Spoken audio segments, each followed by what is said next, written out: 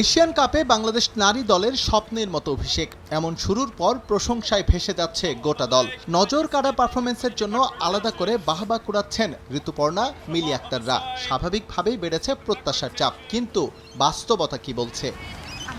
চায়নার বিপক্ষে নিঃসন্দেহে দুর্দান্ত ফুটবল খেলেছে পিটার বাটলার বাহিনী। তবে মাত্র একটা ম্যাচের পারফরমেন্স দিয়েই সবকিছু বিচার করা হয়তো সমীচীন নয়। পরের ম্যাচটা বাংলাদেশের উত্তর কোরিয়ার বিপক্ষে, যাদের ঘরেও আছে এশিয়ান কাপের তিনটি শিরোপা।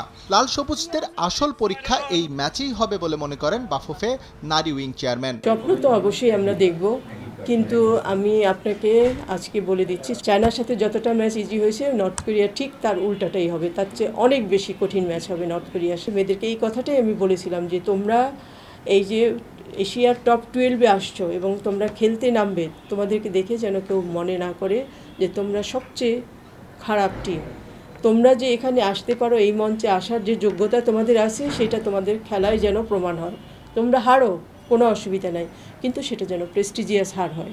এবারের এশিয়ান কাপে সবচেয়ে তারুণ্য নির্ভর দল বাংলাদেশ।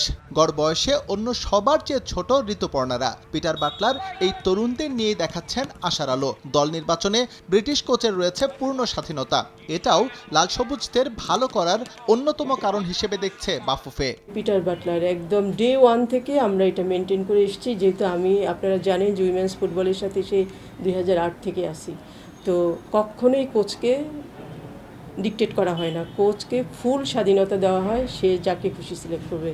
ওখানে টেকনিক্যাল পার্টে কোনো ইন্টারফেয়ারই করা হয় না। স্বল্প সময়ে বাংলাদেশ নারী ফুটবলের উত্থান বিস্ময় জাগানিয়া। ফিফা থেকে শুরু করে গেল ম্যাচের পর এশিয়ান কনফেডারেশনের বড় কর্তারাও ঋতু মিলিদের প্রশংসায় পঞ্চমুখ। সুষ্ঠু পরিকল্পনা আর লক্ষ্য স্থির হলে দ্রুততম সময়ে যে সফলতা মেলে, এ যেন তারই দৃষ্টান্ত। ফিফা তার ওয়েবসাইটেও কিন্তু বলেছিল যে বাংলাদেশের মহিলা ফুটবল এত অল্প সময়ে এই লেভেলে এসছে, এটা রেকর্ড, এটা পৃথিবীর ইতিহাসে রেকর্ড, কোনো দেশ আসে নাই। বাংলাদেশ ইভেন এটা আমরা যখন সাব জিতেছি তখনও আমাদেরকে রিকগনাইজড করেছে এএফসি, ফিফা বোথ, এবং এটাতেও করেছে।